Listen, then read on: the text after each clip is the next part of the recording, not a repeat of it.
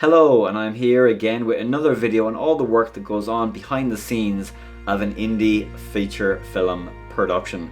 So like and subscribe if you haven't already, and the information I will share may just save you on your next production. And if you don't know already, the feature film I'm talking about is an indie feature film called Gardener's Planet, about a TV gardener who discovers that the people whose garden he's working on are not actually people at all, but are actually aliens from another planet here to take over. It's a very good movie, very, very good.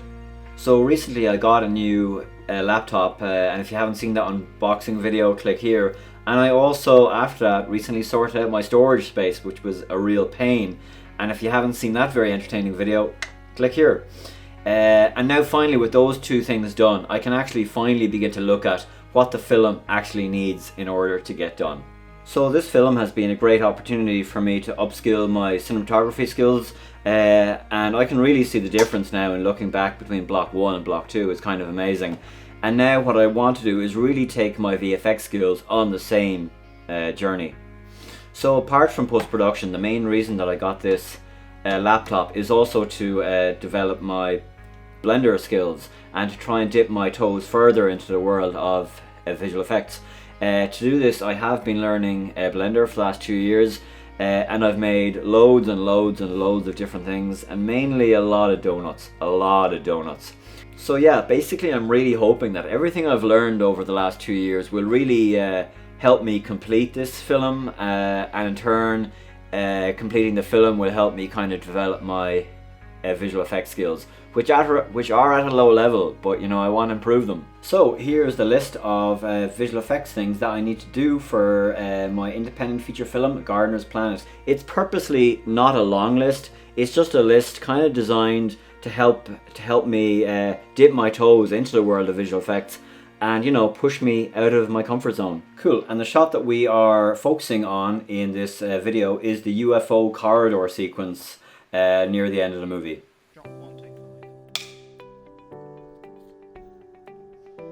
Okay, here we go.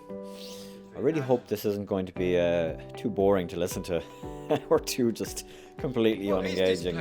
But anyway, here's the clip that we're going to be using. This was shot down in Wexford in St. Michael's Theatre. Very, very kind of them to let us use it. And we have our main actor essentially walking in there, wondering where he is, and then walking out and turning around a bit. And now here, essentially, we shot on a green screen, obviously, as you can see, but we have to build the environment behind him. So now this is me building the UFO that he appears in. So I've sped this up so much. You know, this isn't designed to be a tutorial video. I think some of these clips are sped up by about 2000%. And in total, this 4 or 5 minute sequence of building took about an hour, but you know, if I put the hour-long video up, it would just be very unengaging to watch. So anyway, here I am building the UFO corridor, trying to keep up with this 2000% thing, and I'm just adding some details to the corridor, and I'm just making a lot of this up as I go along.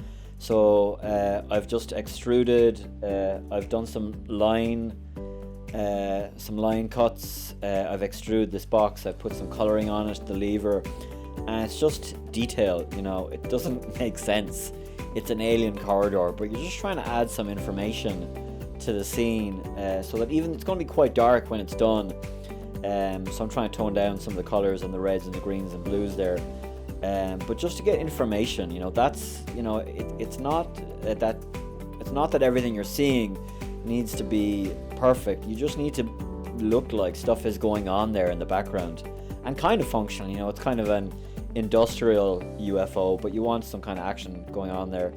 So I've just created a portion here of the corridor. I've created this kind of sci-fi gate thing, which you often see in kind of Star Wars things, and I've created a path here, and I've put a glow effect or glare effect, whatever it's called, on the ground there on the path. And now I've just copied this is like trying to keep up. I was just like now I've just copied that section of the corridor. I've copied it 4 or 5 times. I've put a face at the end of it, and what am I doing here? I'm building a light. I had to do this a few times as well. I did actually film me doing this, but it, you know, it kept crashing. You know, just I did it on the Blackmagic, and then the batteries kept dying, so I just whatever, and I didn't bother putting in the footage of me I recorded on the thing just because it'd be too fast, it would look crazy. So I'm just adding in a nice kind of sci-fi red light to the corridor there. What we did down in Wexford in the scene, it was just a green screen, and we shot it relatively flat, just 3-point lighting more or less, or 2-point lighting. I don't even think we had 3 lights, but I did add in a little bit of a blue or purple kind of flashing light, so that kind of helps set him into the scene as well. And here I think I've made some kind of mistake. I put the wrong color somehow. I've changed the color by mistake. So I'm just adding a bit more detail here to the front section of the corridor that we're going to see. And as you can see, I've only built the portion of the corridor that we're going to see.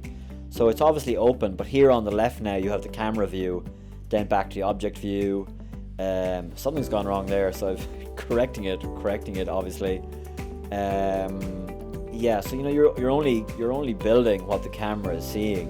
You're not building anymore. I've also added a light there on the right, you can see. And that light is also moving kind of subtly during the scene from left to the right. And I'm also adding in a few more smaller lights here. So apart from a kind of large backlight, I'm also adding in these little green lights here, just to fill in the scene. You know, sci-fi green light. That's cool. You know, you want it to feel like there really is something going on. And I can really notice the difference on the new computer as well, because if I was trying to do this on the old computer, you know, there would be smoke coming out of your screen at home, wherever you're watching this, you know, so my computer would just not be up for it. Okay, I'm building another thing there. Yeah, I think I lost it at one point. I think it crashed. So I'm rebuilding some kind of thing there, and just putting different color on it. Everything is kind of the blue, gray, purple kind of vibe, just keeping it low, keeping that kind of purple bit of flashing light that we had on Michael, and then just also adding what are almost definitively kind of that Star Wars lighting into the sets, where the lighting is actually part of the set. And oh, I've made a mistake there again, and I'm going to try and undo it and probably fail for a few minutes, but I'm going to add that light all the way down the scene. You can see there on the right, the camera view, the difference that makes, and it's swapping between Eevee, which is the lower export to cycles as well. So it might look complicated, but it only took an hour. All you're doing is adding, you're doing 3 or 4 things. You're adding loop cuts, you're extruding it, and you're grabbing it. Those are maybe the 3 things you're doing, and duplicating things, you know. So it's relatively straightforward.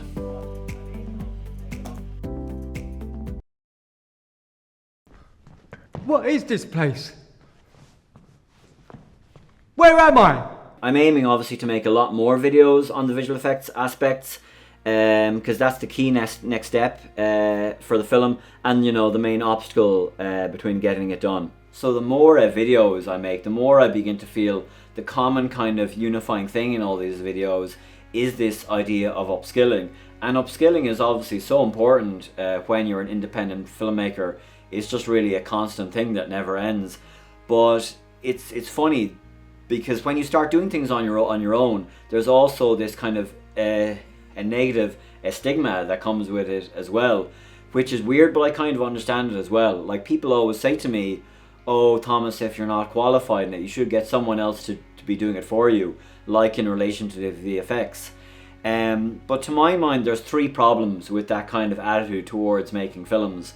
The first problem is pretty obvious, that I can't always afford to pay people to do all these things, and therefore I have to do them on my own a lot of the time.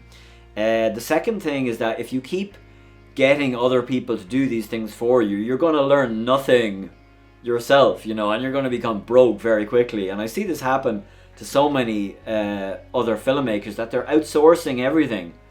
Come on, you know, it's normal to be afraid of stuff which is new, like Blender, but there's so many positives and upsides to it that really it's you know, it's not even a question of which is better.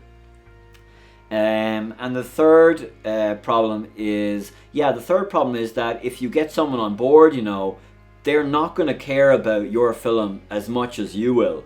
So, you know, you might get someone else to do the cinematography or the visual effects or whatever, you know, color grading, sound or whatever. But you know, if you get these people to do it, they're not going to be as serious about the project as you. And what might happen is you might end up waiting for 6 months or whatever for this person to do what they said they would do. And then if they never do it, you're going to be left holding the bag for 6 months, and then bam, you've lost control of your film. So I really think the people who can continue make films are the people who continue to upskill, and those are the people who can sustain themselves and make more and more films and not be relying on other people to do things. The more you can do yourself, the more chance you have of succeeding, and that's a really important message that I need to kind of articulate more on this channel.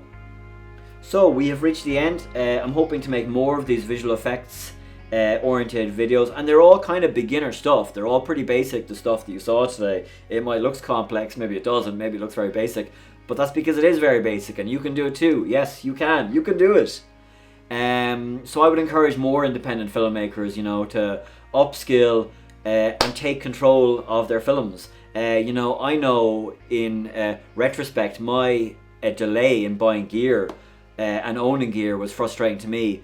So now that I have the gear, I don't want to waste any time, and I just want to upskill my VFX as much as possible. So keep following along. Like and subscribe if you haven't. Keep following along, because there's going to be a lot more, at least a few more visually effects oriented videos from Blender. So you know, it's a chance to dive in and just see what other independent filmmakers are doing, and I would encourage you to dip your toe in the water as well. The water's nice, come on in. And like and subscribe, and we will see you soon in another video.